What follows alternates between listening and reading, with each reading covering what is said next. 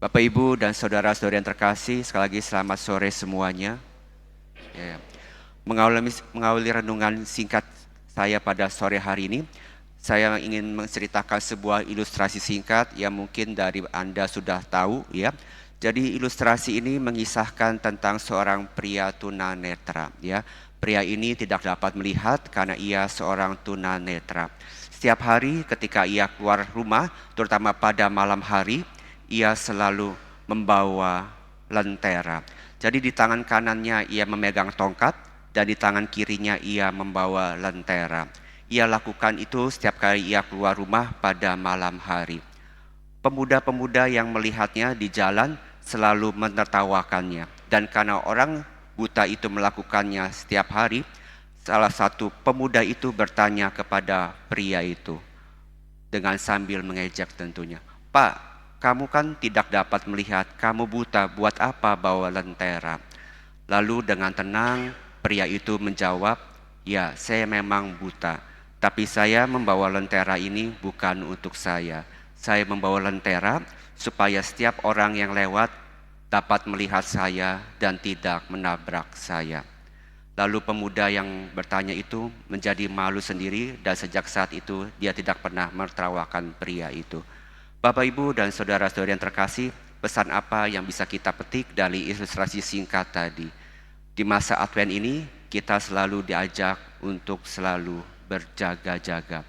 Jadi pesan moral yang pertama adalah kita diundang untuk selalu berjaga-jaga. Dengan apa? Tadi Santo Yohanes Pembaptis mengatakan bahwa kita harus berjaga-jaga dengan pertobatan. Karena kita tidak tahu kapan waktu Tuhan tiba. Pria tadi yang tidak bisa melihat selalu membawa lentera sekalipun ia tidak tahu apakah nanti di jalan ia akan bertemu dengan orang atau tidak, tapi ia selalu membawa lentera. Yang artinya pria itu selalu berjaga-jaga. Semoga kita pun dalam hidup selalu berjaga-jaga seperti undangan Santo Yohanes Pembaptis dalam bacaan Injil hari ini dengan sikap pertobatan. Dan yang kedua, undangannya adalah kita diundang untuk menjadi pembawa terang. Santo Yohanes Pembaptis membawa terang dengan mempersiapkan jalan bagi Tuhan. Tadi dalam seruannya di padang gurun, Santo Yohanes Pembaptis menyerukan pertobatan. Siapkanlah jalan bagi Tuhan. Sama seperti pria buta dalam ilustrasi singkat di atas, ia mempersiapkan jalan bagi orang lain. Ia sendiri tidak mendapatkan manfaat dengan membawa lentera, tetapi ia membawa lentera supaya setiap orang bisa melihat jalan, dapat berjalan dengan baik dan pulang ke rumahnya dengan selamat. Sama halnya juga ini merupakan undangan kita di masa Advent ini. Sudahkah kita ini menjadi terang dan menyiapkan jalan bagi orang untuk bertemu Tuhan? Bagaimana caranya? Yaitu dengan menjadi berkat, dengan menjadi murah hati, dengan menolong orang yang mungkin sedang kesusahan sehingga orang itu menemukan jalan keluar, dengan mendoakan mereka, dengan memberi maaf sekalipun kepada mereka supaya mereka dapat menemukan kelegaan dan akhirnya dapat kembali kepada Tuhan.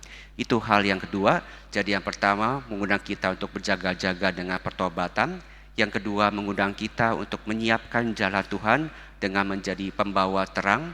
Dan yang ketiga adalah kita harus tidak boleh meremehkan hal-hal yang kecil.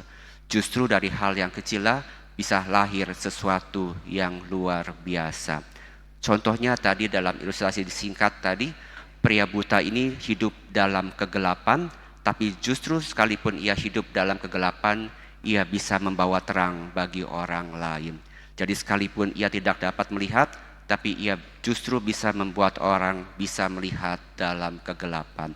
Santo Yohanes Pembaptis pun ia hanya seorang biasa, hanya orang yang sangat sederhana, ia hidup di padang gurun, tapi karena ia setia, Tuhan memakainya dan ia menjadi salah satu nabi besar dalam kitab suci. Bagaimana dengan kita? Tentu kita sering berpikir, saya ini punya apa yang bisa saya bagikan untuk orang lain.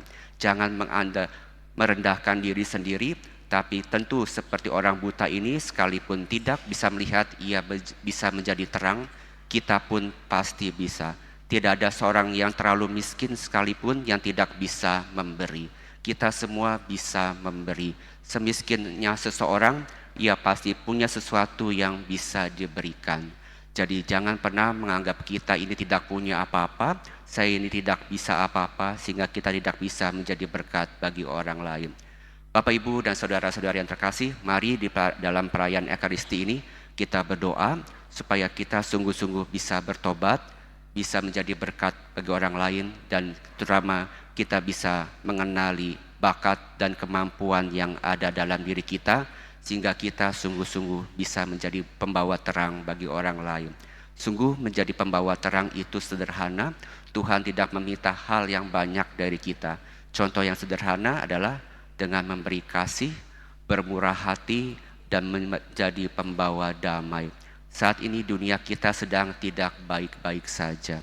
Dunia kita diliputi banyak kegelapan, bencana, dan segala hal yang tidak baik.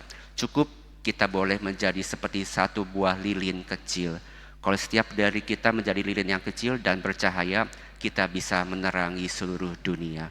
Mari kita mau menjadi lilin kecil walaupun harus berkorban dengan menjadi bertobat, menyangkal diri dan pikul salib, tapi Tuhan pasti akan memberikan kita cahaya dari surga sehingga kita bisa menjadi berkat dan kita bisa membuka jalan bagi orang untuk sampai kepada Tuhan. Semoga demikian, Tuhan memberkati.